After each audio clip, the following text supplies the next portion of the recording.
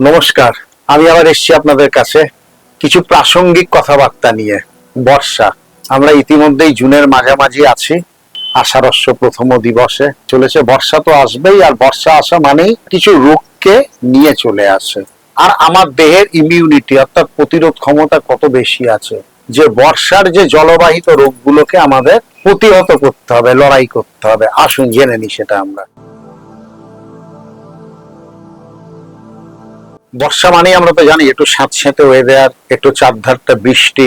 এই সময় কি হয়, সূর্যের আলোটা অনেকটা, সূর্যের তেজ কমে যায়, তো আমাদের ইমিউনিটি পাওয়ারও তার সাথে সাথে কমে যায়। বাতের যে ব্যথা সেটা বেড়ে যায়। বিপাগী অর্থাৎ হজম ক্ষমতা অনেক কমে যায়। এই সমস্ত গুলো কিন্তু বর্ষার এক একটা কারণ। এবার আসছি আমরা জলবাহিত রোগে। কেমন? বৃষ্টিতে তো জল জমছে মানে পড়ছে, নষ্ট হচ্ছে, নানা রকম জীবাণুর আতুরঘর হয়ে যাচ্ছে জমা জলে। কলেরা, টাইফয়েড খুব কমন। সুতরাং একটু জলটা কিন্তু বর্ষার সময় মূলত যে জলই আসুক, বাড়িতে বাজারি যা জল আসুক, জল কিন্তু ফুটিয়ে খান। আর দ্বিতীয় কথা হচ্ছে কৃমি। এই যে বর্ষার সময় শাক সবজি সর্বত্র জল থাকে, তো কৃমির প্রাদুর্ভাব। কৃমি কি হয়, ওয়ার্ম হচ্ছে এই শাক সবজির মধ্যে লুকিয়ে থাকে। সেগুলোই আমরা যখন খাচ্ছি পেটে যাচ্ছে, তার ফলে আমাদের কৃমি, তার প্রভাব, ডায়রিয়ার প্রভাব, এগুলো কিন্তু বাড়ছে। তার আরেকটা উপায় কি হলো না, বর্ষার সময় শাকসবজি অ্যাভয়েড করলেই ভালো, কিন্তু আপনার স্যালাড হয়তো খেতে হবে সারাটা বছর ধরে।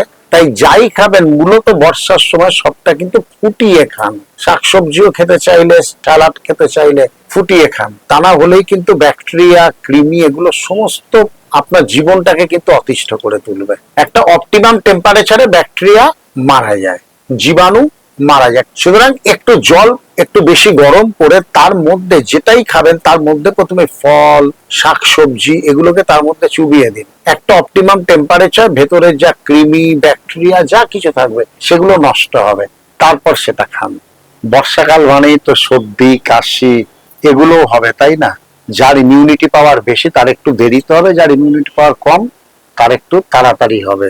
তো সেক্ষেত্রে একটু আয়ুর্বেদ স্বাস্থ্য চিকিৎসক যারা, তারা বলে কিছু এরকম আছে, কিছু টোটকা আছে যেগুলো খেলে কিন্তু সত্যি আপনি ভালো থাকবেন। প্রথম হচ্ছে মধু, আদা, গোলমরিচ একটু ঈষদুষ্ণ জলে নিয়ে নিন, নিয়ে ওটাকে মিশিয়ে একটু খান। শরীর হালকা থাকবে, শরীরের ইমিউন মানে প্রতিরোধ ক্ষমতাটা বাড়াবে, বা সর্দি কাশি যদি এই সময় তো হয়, এটা একটু আপনাকে আরাম দেবে।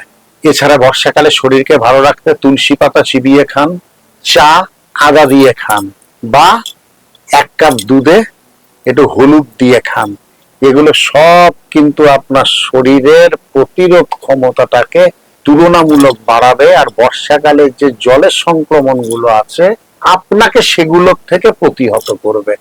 আমাদের দেশের পুরনো সংস্কৃতিতে যদি ফিরে যান, অনেক কিছু কিন্তু আপনি প্রতিরোধ করতে পারবেন। যেমন ধরুন বর্ষাকাল, জল জমছে চতুর্দিকে, মশা মাছির উপদ্রবটা খুব বেশি।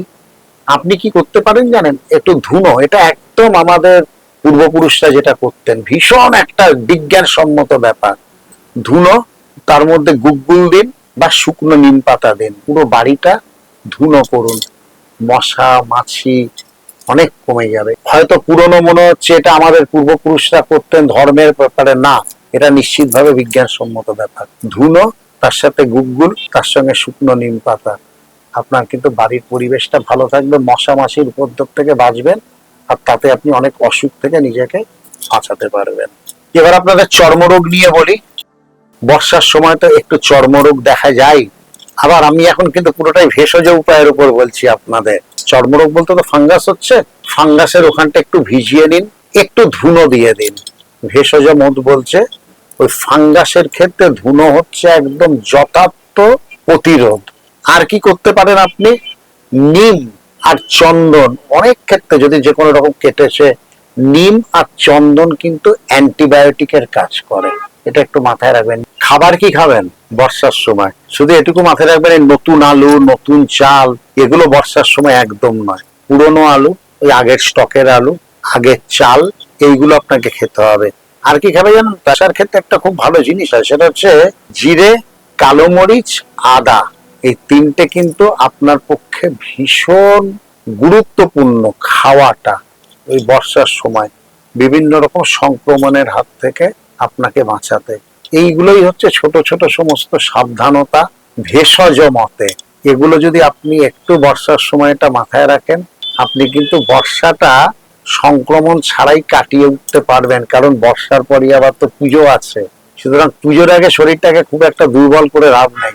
তো এই কাজগুলো করুন, এই ভেষজ উপায়গুলো একটু মেনে চলুন।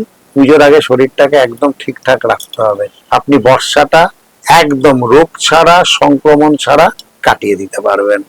নমস্কার।